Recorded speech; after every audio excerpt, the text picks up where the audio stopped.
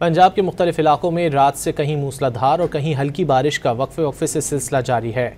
लिया और गिरदोनवाह में गरज चमक के साथ मूसलाधार बारिश के बाद मौसम खुशगवार हो गया। टोबा टेक सिंह और गिरदोनवाह में मूसलाधार बारिश के बाद गलियों और सड़कों पर पानी जमा हो गया।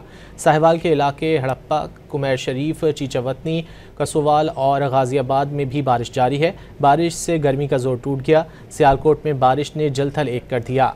बारिश से सड़कें, गलियां और बाजार तालाब का मंजर पेश करने लगीं।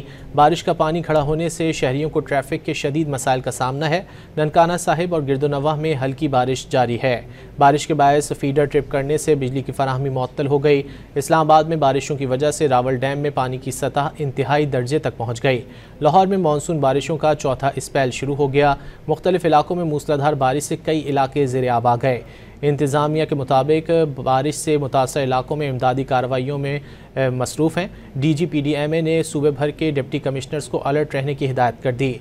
महकमा मौसमियात के मुताबिक आइंदा 24 घंटों में पंजाब, खैबर पख्तूनख्वा, इस्लामाबाद, कश्मीर, गिलगित बल्तिस्तान में मज़ीद बारिशों की पेशगोई की गई है। शदीद बारिशों के बायस चित्राल, दीर, स्वात, शांगला के नदी नालों में तोग़यानी का खदशा है।